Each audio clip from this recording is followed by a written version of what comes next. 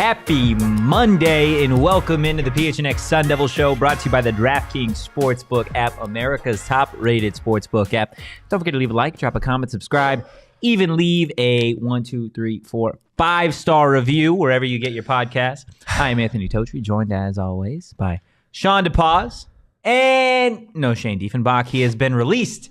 Bro, wait, I forgot to do that. R.I.P. Yeah, you are. Yeah. Shane has been released, and he's going to be signing with the Arizona Cardinals to have a roster spot, a running back. Yeah. Let's get into that, though. That's how we're going to start the show today. Obviously, we're going to talk about Kenny Dillingham a little bit later, but the big news for ASU fans today, and I guess Cardinal fans in a sense, is Adam Schefter breaking the news that the team has released running back Eno Benjamin, one of the best Sun Devil running backs in recent memory, a guy who we've seen take over for James Conner this season at times when he's been injury prone, and it just kind of felt like it came out of left field. Yeah, no, I had to ask you like 2 or 3 times when you said it, because Eno? Yeah. Like they cut him? Did something happen? No. All right, then. Yeah, I mean, it was definitely a little bit of surprise. Yeah. What I do like about it, though, is that he's clearly, like, unless he did something wrong, I guess, right? Like, if there was a reason that we don't know yet. Assuming he's healthy and not in any kind of trouble, Jason, beat me to it. A real team can pick him up. A team that has an opportunity to make the... Oh. Can you try again? All right. I didn't understand why they cut... it? What? You just Ben 10 your Yeah. Yeah, that's how you make it go to sleep. Okay, I didn't know that. Gotta get an Apple Watch, bro. But yeah, hopefully it means that he can end up on a roster. Literally, as the countdown was going, I said to you, Philadelphia Eagles, man, they're a team that we heard a little bit of rumors around the NFL trade deadline that they were looking to pick up another running back. Because they run the ball They run the ball a lot. And so that would be a team that, you know, he could be interesting on. Don't sleep on the 49ers either. There's another team. I know they just got Elijah Mitchell back and they traded for Christian McCaffrey, but you figure running backs at this rate, you're getting toward the playoffs, right? So it always helps to have that extra guy. And the Niners play the Cardinals this week. Ooh, so bring them in. I'm just saying, even for a little bit of knowledge on the Cardinals, I wouldn't be shocked if Kyle Shanahan made that call. Again, Eno getting cut by the Arizona Cardinals. That tweet coming out from Adam Schefter literally less than a half hour ago. Eno with 299 rush yards on the season, 2 touchdowns. He was averaging 4.3 yards a carry, and he runs so hard. Yeah. Like, I mean, stick around 4 p.m. on the YouTube channel, PHNX Cardinals. We'll break down what that means for the Cardinals. But from a Sun Devil perspective, it's sad. It sucks. You went to a week. I mean, we're coming off of yesterday. Rashad White having the best game of his career, rushing for over 100 yards, like looking like he's starting to step into that number 1 role. And it's like, okay, you got him, you got Eno. Like the ASU players are making a statement this year, and then now Eno's not running back you, and now Eno's not on a roster. So it definitely came out of nowhere. I have again. This seems like the kind of, this is pure speculation. This seems like the kind of thing that doesn't happen without a reason. So I'm sure there's still a lot more we're going to learn about this, but. Again, assuming he didn't do anything wrong and he's getting cut for a football-related reason, he's going to make an impact on. I wonder if they shopped him at all. Yeah, during around the deadline, and they just couldn't find a deal going. I'm just, like I said to you too. Again, we're not the Cardinals guys. I'm just shocked from a Cardinals perspective because James Conner is a guy that is so injury prone. Is so injury prone. Has missed time this week or this year, and Eno stepped in and was a very effective starting running back in those weeks, and is a very good number 2. I'm surprised by it. Going to talk to the Cardinals guys, see what they have to say. But I again, unless something's wrong, don't have any doubt that we'll see him making an impact on a playoff caliber team. Sometime soon. Which I'd love to see. I'd absolutely love to see get a chance, go play in the playoffs. Like we said, a guy who runs hard, and I think he's definitely deserving of a spot on an NFL roster at some 100%. point. Kind of bummed that I'm not going to be able to place any higher lowers on Eno Benjamin until he gets signed, I guess.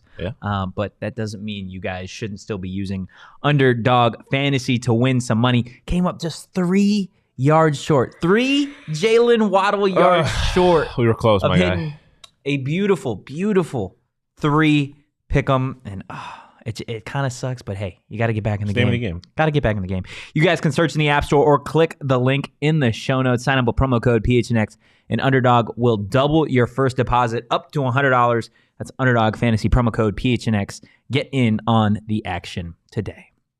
Now, kicking it with Kenny or Dilly Dilly? Which one are we going with? I feel like Dilly Dilly is a little overplayed, so I like kicking it with Kenny. All right, then let's kick it with Kenny. Because over the weekend, I think a lot of ASU fans took a step to the right. And they are kind of shifting off of the Sean Aguano train and moving a little bit more to the Kenny Dillingham side of things, which is 100% understandable. I know Oregon lost this past weekend against Washington, which doesn't do great things for the conference. But if you watch the end of that game, it didn't feel like it was any fault of Oregon, specifically their offense. The defense just kind of was abysmal there. Pretty much for the whole game. No, I mean, that's the... I can't believe Shane... This is a terrible day for Shane to be missing. The Dillingham talk and Eno getting cut. Dillingham dive in. He's here. Dillingham hive mind. Yeah, I mean... that was obviously not the problem, was not Dillingham's offense. From just a general perspective, it does suck for the conference. I think the Pac-12 to the CFP is officially dead. I hope it is, at least, because I honestly think that USC being in the college football playoff at this point would be worse than for the conference than anyone being. They will get embarrassed if they somehow make the college football playoff. Embarrassed. There's no way that defense has anything. If USC's defense has to play Ohio State, they'll give up 70 points. It's just bad. But yeah, I mean, as far as Dillingham's concerned, what we saw, I mean, their offense is just incredible. It has been a complete resurgence of Bo Nix, who might have been more critical than anybody that wasn't an Auburn fan of Bo Nix, like in the country. I was very anti-Bo Nix. He was just wildly inconsistent. The problems with Bo Nix's game have kind of disappeared under Kenny Dillingham, at least from the consistency perspective. Obviously, there's a huge difference in the talent that you get at an Oregon than there is at the talent you get in Arizona State. But I feel like he would just to have any kind of to bring that offensive firepower would be nice, and the creativity. Yeah, 100%. We're going to talk ad nauseum today about Kenny Dillingham, just because from the sounds of it, it seems to be moving toward that direction, toward ASU fans, maybe toward the administration. So we'll obviously see what transpires over the course of the next few weeks, maybe even couple months, because there's still a couple games left. And Oregon can still make a New Year's Six Bowl. Yeah. Definitely don't think this is going to be an Oregon team that makes college football playoff after that loss to Washington. But like you said, the resurgence of Bo Nix and this Oregon offense really has been kind of incredible, right? Because Oregon's offense right now, they're the number one offense in the nation on first down. Okay. They have the number 19 passing offense in the country, the number 9 rushing offense in the country, and the number 2 total offense in the country, right behind Tennessee. Tennessee's pretty damn good. They are really damn good. Now, obviously, you can talk a little bit about the fact that Kenny Dillingham, he had the luxury of working with Bo Nix at Auburn, and then moving over to Oregon, Bo Nix kind of following him there. So that obviously helps to have that consistency at quarterback. But in terms of creativity, right, we've seen this guy, specifically, I think when Oregon played Colorado, it felt like they were toying with the Buffs at times, right? They had linebackers scoring touchdowns. They had quarterbacks running routes. Like, it's what he's been able to do. Do you feel like it is him auditioning for a job, or do you feel like this is just the way that offense kind of runs itself? I mean, it's a little bit of both. Like I said, when you have the kind of talent that Oregon has, you get to be a little more creative. You get to do more stuff. But I mean, I don't know if it's necessarily a conscious audition, but I mean, when you're a coordinator that presumably has aspirations of becoming a head coach, like you understand that every game is an audition. Yeah. Like, especially when you get to conference play, like every game that you play, your offense needs to be impressive, and he's done that so far. So I don't know if it's been, like I said, a conscious audition, but it's been a impressive audition, whether it's been on purpose or not. Yeah, 100%. Bo Nix, like you said at the start, you've been probably the most critical of him. Not recently. It's been hard. It's been hard to be critical of Bo Nix. you haven't been watching football if you're being critical of Bo Nix at this point, to be quite honest. I mean, he's playing phenomenal. He's been the best quarterback in the league, or in the country, in my mind, since really in the country over the last few weeks since conference play has started. I just think he's been the best quarterback. That's the thing that sucks about kind of just how the college football playoff set up and that fact that hasn't been expanded yet. We know that's coming. Blah blah blah. Yeah. But like the reality is if Oregon State did similar to what honestly ASU hockey does. They went out and they played the hardest people they or at least in the case of Georgia, the hardest team they could play in the first week. They played the defending national champion Georgia Bulldogs, and they got destroyed in the first week with new coaches, with a new quarterback, like a lot of change. That's an almost impossible ask for that team. If that game doesn't happen and they do what a lot of other schools and they just have an easy week one, they go play an FCS school or a group of 5 school, whatever. I think he's the leader for Oregon is a top 4 school. I think they are. Bo Nix is the leader for the Heisman. Like that game is going to hurt their chances to do a lot of that stuff. But I think when you look at it in that context, that take away that game against what's probably the best team in the country, Oregon has been also one of the best teams in the country. Yeah, it's been incredible, 100%. And Bo Nix has been one of the best quarterbacks. Their offense has to be part of that. Yeah, it's been a juggernaut. Well, and you don't even. I mean, Bo Nix. We could talk about all that he's done through the air. Right, he's been one of the best quarterbacks, but for a while, and I don't have the numbers in front of me, but up until last week or the week before, he led the Pac-12 in rushing touchdowns. Yeah, he's been super effective on his feet too, which is another thing. You look at ASU football for this example. If you have a quarterback like Kenny Dillingham from the start that's able to utilize the legs of an Emory Jones, for example, in a way that I don't know how much of that's him, how much of it's the coaching staff, but regardless, ASU has not been able to do this here. They have not effectively been able to use the running threat of Emory Jones to their advantage. If you have a coach that's able to do that, ASU's a much more dangerous team. Shane talked about it over the weekend. Defenses, when Emory's in, they have to at least pause for a second because of the threats there. But it's not a very legitimate it's not a legitimate threat. No. If it becomes a legitimate threat, Xavier, Rashad, Jesus, Ngata,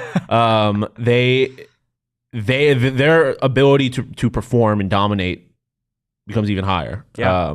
And so that's one respect, whether it's Emory this year, Jaden the last couple of years. Like Dillingham, I think, makes those quarterbacks better. Again, not as good as Bo Nix. Bo Nix is a very good quarterback, but better. And I mean, we've talked a lot, and I think a lot of the national conversation about Bo Nix and the Oregon offense is what they've been able to accomplish through the air. But again, like I brought up the numbers, like they have a better rushing attack than they do a passing game. Yeah. Number 9 in the nation, and that doesn't get talked about enough because they are just able to do everything so well. We've seen over the last handful of years, and kind of ironically, on the day that Eno Benjamin gets cut, but like the running backs that come through Tempe and Arizona State, they're quality running backs. Yeah. Can you imagine what Rashad White, Eno Benjamin, Kalen Ballage would have been able to accomplish with Kenny Dillingham's offense and what that would have looked like? Yeah, and I mean, again, I feel like it's super important to keep bringing this up in the context of this conversation. Like, Oregon is on a different level as a program than ASU, and the recruits, especially in the trenches. Like, Oregon's offensive line is incredible. Yes, and that's one place that they have been able to recruit in successfully for a while now. Not necessarily the case with ASU, but that's part of why you go get a Dillingham, right? Is a guy that's done it at a place like this. It's a little easier to convince an offensive lineman, like, you could do something special here. Well, and I know how to put you in a position to do something special. And on that note, right, like recruiting is how you win college football. Yeah. Right? Like in the past, college football wasn't like this 20 years ago where like you win with recruiting. Like now recruiting is so heavily become like the key linchpin to some of these programs that like year after year after year, they're just getting the best guys in the country. And that's just how it's going to be. That's why you see Georgia, Alabama, Ohio State, those teams consistently in the thick of the college football playoff talk. Like Oregon's not there yet, right? But they're making waves, okay? They got the Dan Lanning, he was the Georgia offensive coordinator or defensive coordinator? I think he was the defensive coordinator at Georgia. Yes, that sounds right. Before coming to Oregon, right? So you're able to get those assistants, okay? So on that note, when you think about it, right, guys that commit, if I'm a Georgia recruit and I'm committed to Georgia, and now that defensive coordinator that I just committed to is now at Oregon, right? Yeah. That guy is going to start recruiting me to come to Oregon now, which, okay, was I committed to the program? Was I committed to the coach, defensive coordinator? That belief system, that program, etc. Like, then you start getting some of those recruits of like, you know what? Odds are Georgia's still going to get 90% of those guys. But the 10% of guys that were originally committed to Georgia that end up deciding to go play defense at Oregon, that's how you start things, right? Yeah, no, 100%. Yeah, I mean, if you hire Dillingham this summer, right, and now you've got some recruits, and it's like, okay, you could go play in Oregon where people might not know who you are and the weather's shitty. And the offense is not going to be the same. And you're not guaranteed. You're not going to a Georgia where you're almost essentially guaranteed a college playoff spot.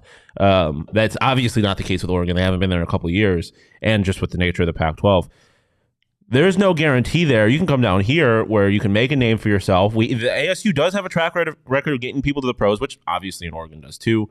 Like I said, the weather's nicer, and you can just follow a little bit different path. That is going to be enticing to some players, especially when you have a coach that players seem to be really fond of. Well, and like I said, 90%, right? Like say Dillingham gets hired and he's the next Arizona State football coach. The first thing that he's got to do is he's got to go start recruiting the guys that were originally committed to Oregon, right? Yeah. The guys that were committed to Kenny Dillingham and that Oregon program. Now, job number one is to go talk to those guys and get them in Tempe. Again, 90% probably still going to be an Oregon Duck. But those 10% of guys that wouldn't have even thought of coming to Arizona State that might come here now, in entirely different situation. You plant the seed and everything could be different. Yeah. Right? And Kenny Dillingham is going to be a hot commodity. It's not just Arizona State that's going to be pursuing a guy that is leading one of the nation's best offenses, but ASU might have a leg up on everybody else in that fight for Kenny Dillingham. And before we get to that, I want to tell you guys about 4 Peaks. Because you're good. You're very good at your transitions, but that was an all-time tease. Haven't gotten a lot of those. Big tease guy. That is a great tease. Look, if Kenny Dillingham does get hired at Arizona State, it is going to definitely be worth popping some bottles. Going to be worth celebrating with some drinks. And the only drinks that you should be celebrating with is 4 Peaks, of course. Look, we're teaming up with 4 Peaks to host all U.S. and Mexico World Cup matches at their 8th Street Pub. Enjoy beer specials, giveaways, guest appearances, and more. And you guys can check the links in the show notes to register for free. You do got to be 21 or older and enjoy responsibly. First World Cup games getting started here. What, next? Is it next Friday? I think so. Yeah. Pretty soon. Right. World Cup's getting started pretty soon. I love the World Cup, man. Yeah. So much fun. Forza Italia, baby. I don't even know if they're in the World Cup this year. I don't think they are, but yeah, I'm rooting for the Americans. I gotta say. Yeah, that's fair. That's fair. All right. So Kenny Dillingham, he is going to be a hot commodity. Yeah. There are a lot of openings, and there will be toward the end of the season for teams that are looking to revamp the offense. Now, why does ASU have a little bit of a leg up? Well, it's because Kenny Dillingham was actually born in Arizona. He went to Arizona State, which I don't think a lot of people know. Chaparral High School guy. Yeah, Chaparral High School. He was actually coaching there for 6 years. Yeah. From 2007 to 2013. He was a quarterbacks coach and then eventually was promoted to quarterbacks coach and offensive coordinator. And then he ended up being an offensive assistant from 2014 to 2015 at ASU before following Mike Norvell to Memphis. And then obviously making his way to Auburn and kind of going all over the place. Florida State along the way as well. So that's why ASU might have a little bit of a leg up, because this is a guy where it would be almost like he's coming home. Yeah. Right? And you know who else was a head football coach in Arizona State High School? Tell me. At the time that he was one Shawn Aguano, who I don't think should be the head coach, but I think if you can keep him on the coaching staff, that would be a massive W. Even if it's like if it's whether the running backs coach still promote him / demote him to offensive coordinator, like if that, I think that is another thing to just keep in mind, because I would love for Aguano to stay on the staff if Dillingham does become the head coach. But yeah, I mean, this goes back to the biggest reason why I wanted Aguano to be the head coach is a passion for the program, a passion for the state, a passion for the city, just the valley in general. Like Dillingham's gonna have that. Yeah. This is where he's from. He's coached here. He played and coached high school football here. Like he is Arizona through and through. Just like, I mean, even more so than Aguano. Yeah. He was born here.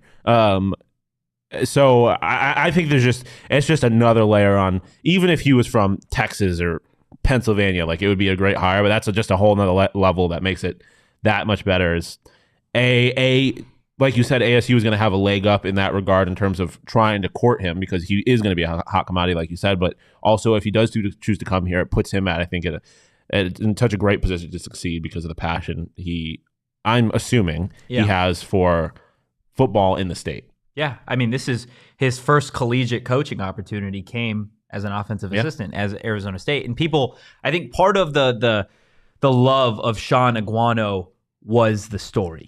Right? Yeah. Of a guy that is, started as a high school football coach, getting the chance to be that D1 guy. Like, people fall in love with the story. And that story isn't necessarily dead if Kenny Dillingham becomes the coach here. It's just a little bit different. Hey, man, we don't want to get copyrighted. That sounds spot on. But you bring Kenny here, right? All the pain I'm gonna just go yesterday. Now my kingdom awaits. I'm forgetting my mistakes. I'm coming home. Tell the world that I'm coming home.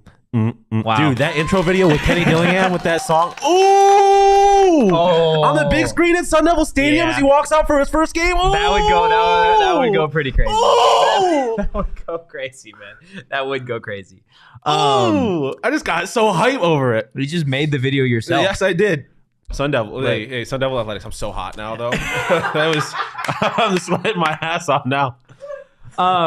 Oh, look at this. I didn't realize how good I looked with my sweater off. 4 peaks. Get it in you. Look, Kenny Dillingham at this point, I think, is the option for Ray that makes the most sense. Yeah, if you have a pick of the litter, I think that's where you got to go. And you brought it up a little bit of keeping Aguano on, which we saw over social media a little bit over the weekend, that apparently that might be an option, right? That Kenny would want to keep Aguano on. Now, if you're Aguano, like, step into that guy's shoes for a second because that is going to be a little bit of a difficult thing. Yeah. I think, and not to say that Aguano is this big prideful guy that, like, would refuse an opportunity, because I feel like he's a smart man. Yeah. But there is a little bit of a bad taste when you get promoted to be that interim guy. Ray didn't really set you up to succeed, it feels like, in the situation with the timing, that's that part of the schedule, whatever. Like, and now they're like, okay, we're going to bring in a younger guy, a guy who has succeeded at this level, and we're going to ask you to take a step back down again. Like, is that, at what position would have to be offered, do you think, to actually get that done? I think OC. I don't think... I have a hard time thinking that he would go back to running backs coach. I mean, but plus I don't think, like, you want him to. Like, I think he could be a very effective offensive coordinator, especially when you put him with a mind like Kenny Dillingham.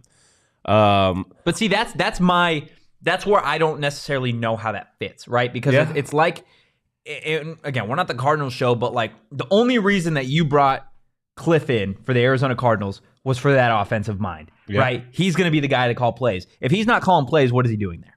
Yeah, I mean, but so that's the same thing here. You bring in Kenny, odds are it's his offense. He's calling the plays. So does that mean Aguano is more of like what Glenn Thomas is right now? I think he's an offensive Antonio Pierce. He's your recruiting coordinator. Okay. And I think that's where he provides most of the value. I think logistically speaking, it might be hard to keep him, because I do think there will be schools that will come talking to Aguano if he does not get this head coach job. Like, I think there will be schools that will be interested.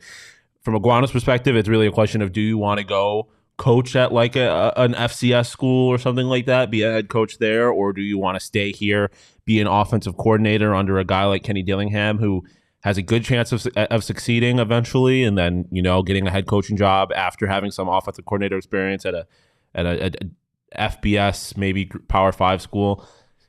That's obviously a life decision that he would eventually have to make. But I mean, obviously, there's no clear path. It'd be hard for any human to just be like, yeah, I know, like, I'm just going to take a step back. Again. Oh my God. Wow. Thank you, Jason. I appreciate that. It's this maybe is I'll start performing on the streets. This is the second time that we've gotten a super chat that either involved someone singing or someone asking us to sing. Yeah, that is true. I should start performing on the streets, put a hat out, get some dollars thrown in there. Some money. Yeah, I mean, but as a human being, it's going to be really hard for anybody to take that kind of step back and have someone else just fill in a role, especially with the passion that Aguano has and the work he's been trying to accomplish with this program. But I think it is the best situation to have him as like an offensive coordinator, have him be a recruiting coordinator, kind of just another mind, another set of eyes on the offense while Dillingham is calling those plays. Yeah. And then have Dillingham be the head coach. But that's a perfect situation. I don't know if there is really a path for that. Time will tell. Next couple months are going to be... If I had to guess, if Dillingham becomes the head coach, Aguano won't be a part of this program anymore, though. I think that's just such a hard But that's a sacrifice you're willing to make. Yeah, for Dillingham, yes. Not for just anybody. Like I'm still in the situation where you offer Dillingham a job, he turns it down, decides to go somewhere else. I don't have a problem with Aguano being the head coach. I don't think he's the best option, but I don't think he's a bad option. You have to temper your expectations. Yeah, I don't think he's a bad option. But ideal world, I mean, like I said, ideal world, Dillingham's the head coach, Aguano is offensive coordinator and recruiting coordinator. Yeah, definitely. A couple of people in the chat, Shane, Wanakin, obviously wanting to keep Aguano. It's just such a... The identity-wise, like what he brings to this program, I think is so valuable. And I don't know if he has that same effect as a coordinator, but as a recruiting coordinator, I think that could be so effective. Pitching the whole idea of Ohana and everything that he's been about when he gets into a kid's living room talking to their parents, I think could be invaluable. I don't know if there's anyone that can bring that, because I don't know a whole lot about who Dillingham is as a person, but who Aguano is as a person is just so amazing. 10 out of 10 and it's so genuine that it's going to be hard to replicate that. Yeah. No, I agree 100%. It would go a long way, I think, to keep a lot of players here. To keep Aguano, because you talk about when you get a new coach, right? We saw it even as recently when Aguano became the interim coach and when Herm left, the Markham brothers just not really being in line with that whole decision. Yeah, I mean, that's just the nature of change. There's always going to be people who aren't. But there are a lot of players that do back Aguano, and that it is very clear that they play hard, and it feels like they play harder with Aguano at the helm. Yeah, I mean, look at Emery, for example. I mean, I don't... It would have been very understandable if Emery had this situation. He got hurt, loses the starting job, and he kind of just checks out. Yep. Wouldn't have been great, but it would have been understandable. It's from all like signs, it's not what's happened. Like he kind of embraced the role as a backup. He was ready. Obviously, wasn't like anything crazy, but he was ready when he got called on in that last game. Like, and I think Aguano was a part of that, to keep these guys bought in when the season's not going well. You don't have anything to play for at this point. It's just dignity at this point. It's just dignity, and I don't know if there's anyone that has more pride when it comes to being a Sun Devil than Aguano. Yeah. So. Hey, there might be a little bit something to play for in a couple weeks. True. That is true. Look, if you want Kenny Dillingham, just add him on Twitter and then at Burrito Express, and we'll see if we can get a lifetime deal to get him here. I know if I was an OC at Oregon and they offered me Burrito Express forever, I would come. Kenny Dillingham. Oh, here we go. If you come and be head coach here, I will buy you Burrito Express once a week, every week, until you are no longer the head coach here. I do solemnly swear that out right now. I will buy you a burrito every single week. You are the Arizona State head coach. Just keep it in mind. Don't got Burrito Express up in Eugene. Just saying. That's very true. That's very true. You don't true. have it in Omaha, Nebraska, or Lincoln, Nebraska. Excuse me. Just saying. Look, you don't have it in Atlanta, Georgia. They didn't hire a head coach yet, did they?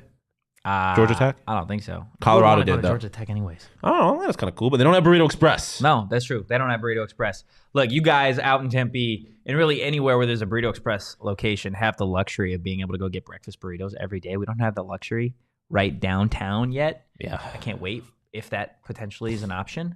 But guys, if you haven't checked out Burrito Express, don't know what you're doing. It smacks literally every day. I'm so excited we're going to get some again. I would be Saturday. Actually a little offended if you were sitting in this chat and you haven't had Burrito Express yet, because we talk about it every day. We talk about it all the time. And how are you just going to sit there and ignore us?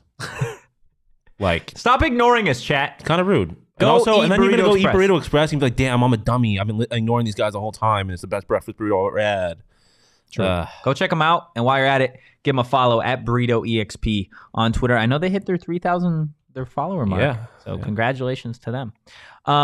Back to Dilly, or kicking it with Kenny, whatever we want to call it. I do want to talk about his time at Memphis, FSU, and Auburn for a little bit because it's going to get lost in the whole thing, right? If he does come to Arizona State, a lot of it's going to be like, oh, he was an offensive assistant for a year here, and then boom, everybody blinks, and he's now the OC at Oregon, and boom, he's back at ASU. When there was definitely a path for him to get here, right? It wasn't just like overnight he became the OC at arguably the cream of the crop in the Pac-12, right? Like there was definitely a little bit of grunt work in between. So we mentioned the offensive assistant part at ASU, and then like we said, he followed Mike Norvell to Memphis, and at that point, he was eventually elevated to the offensive coordinator position, but that was after 2 years of being a grad assistant at Memphis. And what Memphis was able to do, I'm not sure if you remember, but Memphis, for a quick minute, offensively, was ridiculous. Yeah. When they had no business being ridiculous. Yeah. It's not like Memphis goes and gets crazy recruits all the time, right? So a little bit of the numbers here. In 2018, Dillingham was the OC at this point. Dillingham coordinated a Memphis offense that broke program records with over 7,000 yards of total offense, nearly 4,000 rushing yards, and had the nation's fourth best rushing attack, averaging nearly 280 rush yards per game. Yeah, 17-18, Memphis was back-to-back top 5 offenses, and he was rated the #1 recruiter in conference by 24/7 recruiter rankings. So another little value there. He helped produce the first season in Memphis history with 2,000-yard rushers. And I can't believe I'm going to even say this. Led by Doak Walker Award finalist and unanimous All-American, Darrell Henderson. Are you kidding me? Who ranked second in the country with nearly 2,000 rush yards, 22 touchdowns, and an average of 8.92 yards per carry. Can you imagine what this guy can do with running backs that come to Arizona State? Especially if Aguano's still here recruiting them. I'm just saying. Look, Xavier Valade is not going to be here next year. Saying, but Daniel Ngata and Tevin White will be. I'm just saying. And Brady White, right? The quarterback at Memphis at that time was Brady White, who, for those of you that bleed maroon and gold, know Brady White was a Sun Devil at one point. He struggled with injuries during his time in Tempe. At that time, there was a whole quarterback competition with Brady White, Manny Wilkins, Bryce Perkins, who, shout out Bryce Perkins, got some playing time for the Rams this past weekend. And I believe Dylan Sterling Cole was on the roster as well at that point. But Brady just couldn't stay healthy. But it was well known among the media that if he was healthy, it felt like he had the best arm of anybody on the roster. Like he was the purest quarterback. Went with Norvell to Memphis. And I mean, that offense set the country ablaze. I believe, back in 2017, they scored 45.5 points per game. Like, at Memphis, they scored 45.5 points per game. And that was at a time when the American, right, and the American offense was like not like tragic. I mean, they're not great, but like they're one of the better Group of 5 conferences. It's impressive. Yeah, Jason also brought up something that I think is a little interesting, like for Aguano. Well, no, about I mean, he said Aguano would be a great advisor for Dilly, but also like striking fear and jealousy in Tucson, which is a little dramatic, right? But also, like right now, the reality of the dynamic is that there's no reason for U of A to fear ASU. Like they're on a better trajectory. They know who their head coach is. Evidently, look at what Jed Fish has been able to do in a year and a half. Like so. And look what they did last weekend. I don't want to talk about it too much, but look what they did last weekend. If you hire, like right now, I don't think there's any real reason outside of us being rivals for U of A to take ASU seriously. If you hire Dillingham, that changes immediately. Because, I mean, it did for U of A. They hired Jed Fish, and we saw what they started doing with him, and we talked about it all summer. Like they are on the right path. You hire Dillingham, you immediately put yourself on the right path, and Dillingham is a better coach than Jed Fish. Yeah. I feel fairly confident saying that. If that happens, you got to temper the expectation, though. Aaron also said something that I have said multiple times, and I have jokingly, but also not jokingly. If Cliff gets fired by the Cardinals, just keep it in mind. Look, people are going to hate it. Keep it in mind. People in Arizona, I think, will hate it. Yeah, I mean that's an easy way to lose if you're Ray Anderson, but I don't hate it. I don't absolutely hate it. I'm just saying, him in the Pac-12 could be fun. I'm just saying. I'd rather Don't shoot have the Kenny. messenger. I would rather have I'd Kenny rather as well. have Kenny. I would 100% rather have Kenny. I don't want Cliff. I would rather have Aguano than Cliff. But I'm just saying. Look, so Kenny sets Memphis on fire. Yes. Right? The country's Literally on notice. Commits arson in Tennessee. Sets it on fire. Goes to Auburn. 2019. Served as the offensive coordinator. Commits arson yet again. The Tigers finished the season 9-3. Invitation to the Outback Bowl. The team's scoring offense ranked third in the conference and 28th nationally with, again, an average of 33.2 points per game. What's Auburn's offense been like since? Booty. It's been absolute trash. Absolutely terrible. And in Dillingham's final game coordinating Auburn's offense, the Tigers scored 48 points in a win over then number 5 Alabama, the most points allowed by the Crimson Tide ever under Nick Saban. Sheesh. Ever. Nick Saban's prime Alabama defense has never felt the wrath of an offense the way they did in 2019, coordinated by Kenny Dillingham. Yeah, and I mean, teams luck into close games with Alabama. They don't really luck into wins over Alabama. Like, it doesn't happen by accident. No. That's impressive. 100%. Absolutely. It's pretty impressive. I mean, his track record is there. There is no reason to... The only thing, like, the biggest thing I think that would get in the way of him being a successful head coach is the stuff head coaches have to do, because we have not seen that from him, whether it's time management or just general, like, kind of controlling a program and all of that stuff. Oh, I'm here for that. Sun Devil Stadium becoming the Ring of Fire. I fell here we go. into a burning ring of fire. I'm ready for those tips. I went down. No, but I don't even remember what I was saying. I got distracted by the Johnny Cash energy. Yeah. The things that he might struggle with, I think, would be like the things that a head coach has to do that a coordinator doesn't. But in terms of like his football mind, he clearly knows what he's doing. Like, I think if you're questioning that, you're a dummy, to put it kindly. But yeah. He's been so successful. I have a hard time believing he wouldn't do it here, both as a recruiter and as a coach. Yeah, and one of his quarterbacks at Auburn, none other than Bo Nix. Robert Nixon. Who earned SEC Freshman of the Year honors. Yeah, I mean, he was good. He was like, you know how hard that is to do, though, in the SEC? Yeah, it is. You see what he, like, at Auburn, he was capable of doing very good things. And now he does those good things consistently. Yeah. And I think that a large part of that is to Kenny Dillingham. Yeah. So. With Kenny Dillingham at Auburn, Nix broke the program's freshman records for completions, passing yards, passing touchdowns, and he was the first true freshman to start a season opener at quarterback for Auburn since 1946. Yeah. And you think about, like, the future of this program, too. Like, obviously, both of them, neither of them, whoever decides to stay, like, there's still another year of eligibility for Emory and Trenton. Yeah. But then you have a guy like Isaiah Carter, who's not supposed to be, or Israel Carter, excuse me, who's like a 3-star recruiter, wherever he is. He's not supposed to be, but yeah, he comes as a true freshman, especially if he doesn't have to start next year.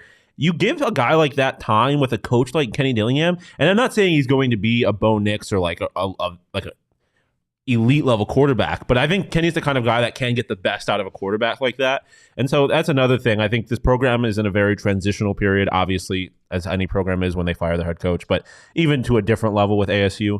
To have a guy like that, a head coach like that, when you're going to be looking for a new quarterback, whether that's Carter or somebody else, I think is another very enticing part of hiring him as your head coach. Yeah, and if Kenny does become the coach, again, I want to just reiterate, the expectations shouldn't be right off the bat an offense that goes for 40 points a game and is competing at the top. Arizona did it. Yeah, I would say. I don't think. I agree. You got to wait for him, similar to Jed Fish, right? Like Jed Fish in Arizona, the trajectory of that program, yes, it's up, but like they're far surpassing what the expectations were this season, right? So like next season, when Jed gets his first batch. Or does he already have his first batch of recruits? I think I think he already has his first. So this will be his second batch of recruits. I think. Like regardless, right? When the majority of the program is then your guys that you handpicked to come here, like that's 100% different than when you're playing with Herm's guys, right? Yeah. You want to know something interesting too? I'm looking at Oregon's recruiting. 2 of their top recruits, both 4-star recruits, are from Chandler High School. Basha and Chandler. Or from Chandler, they went to Basha and Chandler. What positions? Cornerback and defensive line. So, I mean, he's obviously an offensive coach. But their number one recruit, a 5-star quarterback recruit from Detroit. So, I'm obviously, I'm not sitting here being like, oh, those guys are obviously going to flip. But I'm just saying, that's part of what not in the same way, but Jed Fish, he got recruits immediately, or he got transfers immediately that turned them into a significantly better program. But guys that you wouldn't have expected to go to Arizona. Exactly. Especially when you get two guys, you're coming from a guy that was a high school coach in Arizona, and now you have two Arizona high school football players who recruit. I'm just saying. He's just saying. I am just hands up. I'm not making any statements, but I'm just saying it's something to keep your eye on, and another reason to think about him as head coach. A Sun Devil team coached by Kenny Dillingham is definitely going to be fun, but going to watch Kenny Dillingham's Sun Devils on that first game, I'm coming home. Dude, with a light show or some shit. Let's go. Let's go. We're here for it now. They're playing NAU, and it's like, yeah, it doesn't even matter. I'm still gonna go punch somebody in the face and ready to run through a big wall. They're gonna put up 80 points on them. Look, there is one home ASU football game left this Saturday against Oregon State, and there's only one place to get your tickets, guys. It's game time. You guys can save up to 60% on tickets when you buy tickets last minute. It's great for you procrastinators out there, and the best way to support us is by buying your tickets through the link in the description. If you don't want to go watch ASU football, ASU basketball over the course of the next couple of weeks, you got ASU wrestling coming up here at Mullet. ASU hockey, obviously, at Mullet as well. Hey, go get your tickets. If you haven't got them yet, go get your tickets for Friday and Saturday after Thanksgiving. Minnesota in town. Coyotes Prospect. It's going to be electric. Local Cooley. Local. Do it. Prospect. Well, Toronto Prospect / local kid, Matthew Nyes. It's going to be electric. Minnesota's number one in this country, aren't they? You know that, Leah? Oh, I'm pretty sure they're number one in the country. They're top tier. They're one of the best teams in the country. Just saying, it's going to be a pretty good weekend. Sean just out here saying. I'm not. He's just been saying. I've just been saying a lot of things. I'm not making statements. I'm not, I'm just saying. Look, last thing on Dillingham. Just saying, Emma, as Emma walks by. Before we move on, obviously Kenny moved from Auburn after that to Florida State. He spent 2 seasons as the OC there and the quarterback's coach. Boo. And look, FSU, they went through a lot. Quarterback transition. Yeah. Guys not being able to stay healthy, just not working. But still, even with those 2 years at FSU, the offense was one of the most explosive offenses in the country, finishing 18th nationally in plays for 60-plus yards, which I don't know if has ASU even had a play go 60-plus yards offensively this year? I think there was an Emory run or Xavier run at one point that was like 62 yards, something like that. I think there's been a couple. It would just be nice to get some of those big chunk plays, which Oregon does consistently. I just want ASU to be dangerous. You just want to be scary? I just want to feel dangerous. That's fair. And I don't right now. You don't feel like they're dangerous? I don't feel And again, look, dangerous. At FSU, the Seminoles had one of the best run games in the ACC, ranked 4th in the ACC in terms of running the football. Like, wherever he goes, the running game is ridiculous. Yeah. Yeah, I mean, I think that's big because I think offensively my biggest concern with ASU this year has been their offensive line. Well, I mean, there's been a lot of concerns, obviously, the play calling, but as far as like the actual on-field play goes, it's been the offensive line. If you can get a guy who has a track record of having offenses that are really strong in the trenches, that's going to be enticing for recruits as well. And I would love that. Like that's another way you get a guy like Israel Carter to play at his best, is you put him in a position where his offensive line is incredible. Yeah. And again, this is I'm saying Israel Carter because he's committed here, but it could be anybody. To have a young quarterback, which is probably what's next for this team. If you can be strong in the trenches, you're going to be in a position to succeed with just about whoever's there. 100%. I wish I could get odds. I wish I could get odds on DraftKings. ASU's next coach? Yeah. I feel like we could probably put in some calls. I know you think? Guy. Yeah. You know a guy? That's crazy. I know you could a guy also who knows ask a guy. them right now and then cut this and then tag them, because I did that for Matthias Michelli Calder odds and they put them on right away. At DraftKings. Let's do it. Let's get the odds up for the next ASU head coach. What do you think the odds for Kenny would be? Ooh, who would be the favorite? I probably Aguano because I think it would probably be. It would be close to plus money though. It'd be like minus 105. I don't think there would be a minus money favorite. I think it would be like maybe like a plus 220 for Aguano and like a plus 300 for Kenny. I don't know how their odds work. I'm not an odds maker. That's what we need you for at DraftKings odds makers. Look, while we wait for those the odds, next ASU head coach. you guys can bet on the NBA, the NFL, literally all things sports. And new customers can make any $5 NBA moneyline bet and get $200 in free bets. If your team wins, you can also boost your winnings up to 100% with DraftKings stepped-up same-game parlays. It's simple. Download DraftKings Sportsbook and use promo code PHNX. That's promo code PHNX on the DraftKings Sportsbook app. Minimum age and eligibility restrictions apply. See show notes for more details. All right. You ready to have some fun? Yeah. By the way, baseball schedule dropped Just now? Yeah. Open the season Friday through Sunday, February 17th against San Diego State at home. Huh. So just Baseball on the horizon. Keep an eye on it. Things you love to see. Okay. So if you guys are on social media at all, which I imagine you are, because that's probably how you found the link Yeah, here. it'd be pretty hard to watch our show without social media. That's very true. Is YouTube social media? Ooh, yes. I think so. Yeah. Leah, what do you think? I would say yes because it's a medium that is used To communicate socially? Yeah, that's There you fair. go. That's fair. All right. So let us know in the chat. This is going to be a little interactive. And it'll be on social media later on in the day. But you've seen, like, whether it be the NBA or NFL, tweet out, like, build your starting lineup. I have. with, I'm like, a sucker for $15. a quick, easy game. Right? Have they used something like that? That's what we're going to do here. Right? So we're going to try and build our best or your dream Pac-12 football program. Okay. So we've got stadiums, coaches, quarterbacks, mascots, and uniforms. Yes. Okay. So we got to build our dream Pac-12 program with $15. Yeah. Okay. Let's see what we've got locked and loaded here. Shawn, you can go ahead and start. You got $15. All right. I'm going to start in the stadium department. Okay. Honestly, my favorite stadium here might be Folsom Field. Really? I haven't been to any of these stadiums, so that's an important. But I mean, like, honestly, if we're talking altitude, that might help you. Yeah, Rose Bowl and Coliseum are cool because they're historic. But I'm like, I'm a sucker for like the view and the vibes and the aesthetic. So is that what you're going with? And Folsom I feel Field? like it's Folsom or Husky. Did I say 3 different schools? I don't even know what's going on anymore. I'm gonna go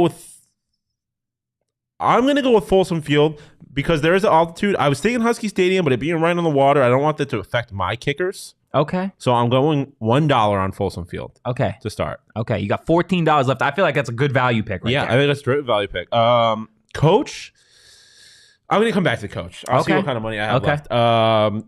Mascot, obviously, I'm going to Stanford Tree. Just kidding. Fuck the Stanford Tree. I'm going to try not to be biased here. I'm a sucker for a live animal mascot. Okay. So I'm spending $4 on Ralphie. Wow, we're going Ralphie. I love the buffalo. I love a live mascot. So I'm doing that. So I got Ralphie the $10 buffalo left. Yes, sir. Jerseys. It is wild to me that we've got Arizona State for $1. I understand why you did it. We were trying to be unbiased, and these other ones are kind of iconic. I'm going to come back to the uniforms because there's a chance if I got the money left, I'm spending $5 on Oregon. Okay, that's fair. That's totally fair. Right now, I'm spending $4 on Bo Nix. Okay. I would have Bo Nix. I want Bo Nix over any other quarterback. Caleb Williams has a little more time, I think, if I'm a little more eligibility. But I think Bo Nix is the best quarterback on this here. Okay. So you got $6 left, and you need uniforms and a coach. Okay. Well, I'm gonna go because so there's two things I'm thinking here. I go $1 on Jetfish, $5 on the uniforms. Yeah. Or you could go the opposite there. And I could go the opposite, go Lincoln Riley and Arizona State. I have a feel.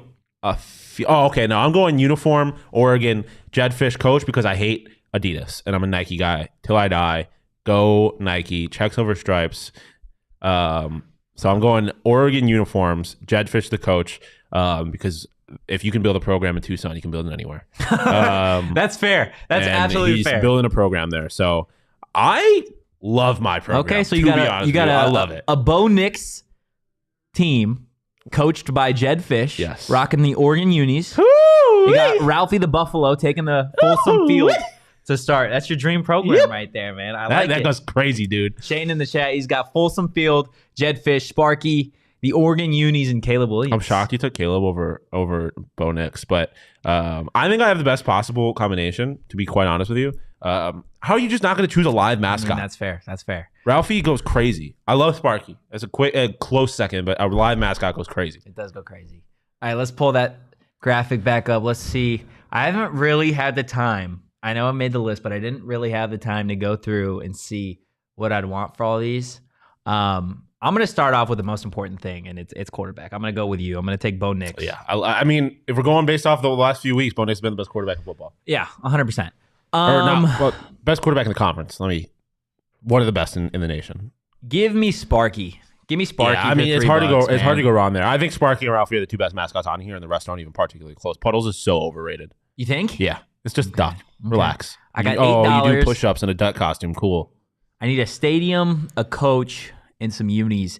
Give me Husky Stadium. Yeah, it's such a good one. I if you're spending money on the Coliseum or the Rose Bowl, it just feels like you're overpaying. Yeah, because you're gonna have to do renovations and like they're old. You're gonna have to upkeep. Okay, so what? I've spent $9. I got $6 left, and I need a coach and uniforms. This is the same spot you were in, where you had $6, and you need a quarterback, or no, you need a coach and a uniform combo.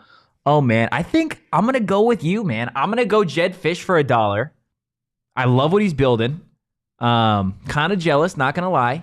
And then I'm gonna go the Oregon uniforms for $5. Yeah, the Oregon uniforms like have definitely gotten recruits. Like I say that half as a joke, but also like.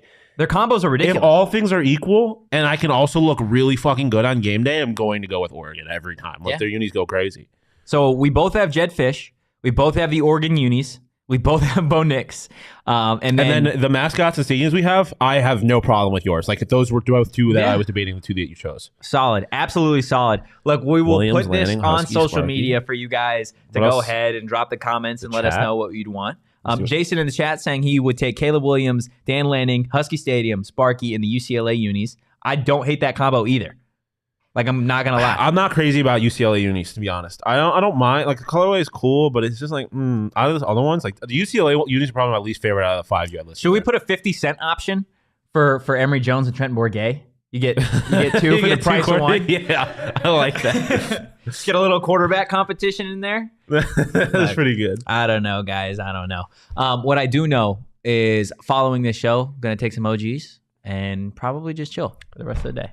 What? You know who deserves an OGs? Who?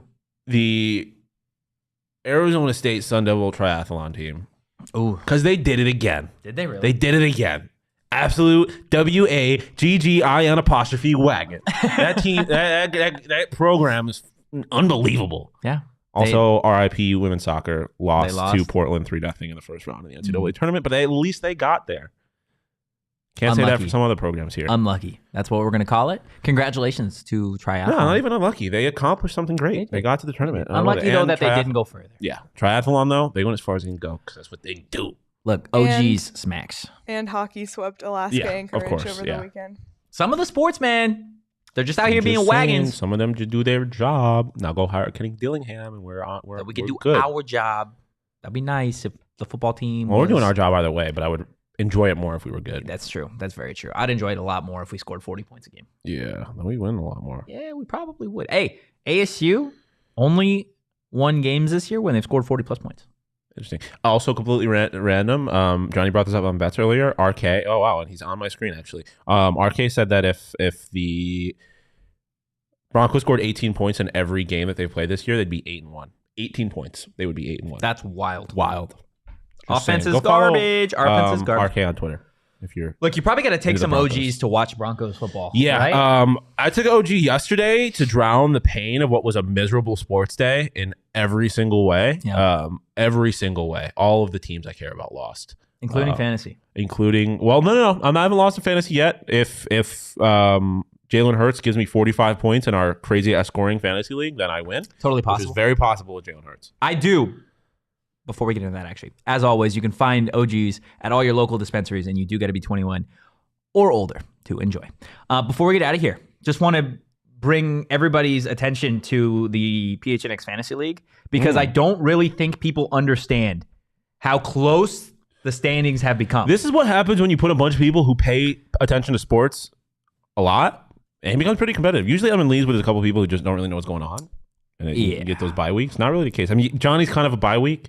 Even though I lost to him last week. But look, that's not the case anymore. No, it's not. Because there's 8 playoff spots, and the 4 teams, obviously, at the end, don't make the playoffs. So a 12-team league, 8 people make playoffs, 4 don't.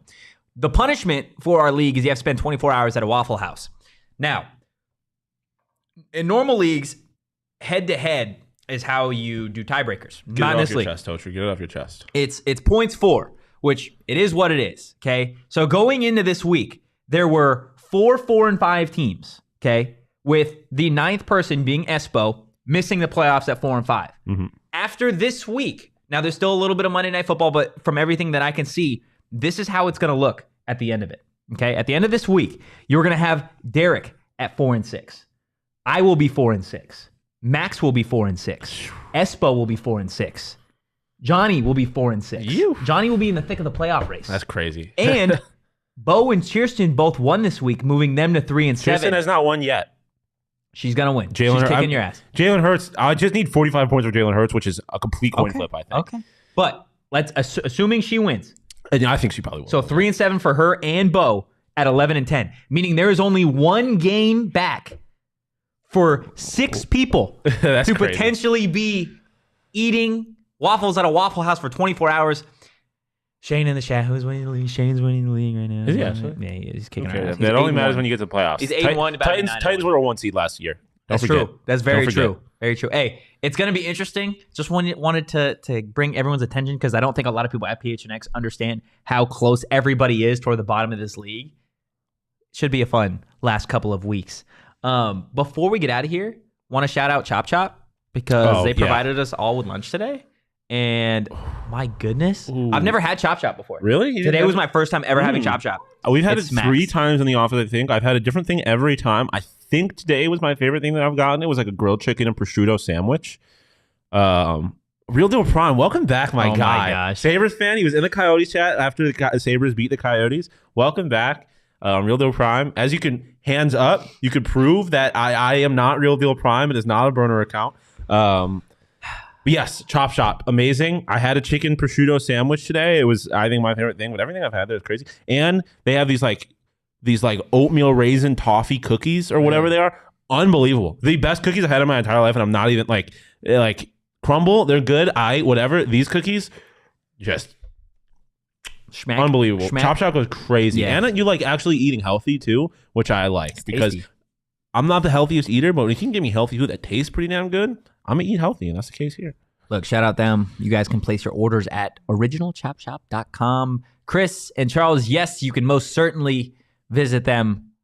I say them because I'm hoping it's not me. Yeah, at Waffle House. I plan on making a visit either way because I love Waffle House, and I'm not losing this league, so I'm gonna have to go out of my way. It's gonna be a lot of fun. Gonna be a lot of fun. Look, thank you guys so much for tuning in. You can give us a follow if you enjoyed the content at PHNX_Sun Devils across social. You can follow me at Anthony_Totri, and you could follow Mr. I'm Not Here at Shane Deef, and you could follow Sean DePause at Sean_DePause. Just saying, as always. Yes, sir. We will be back Wednesday with a post-game show for ASU basketball. But for now, peace.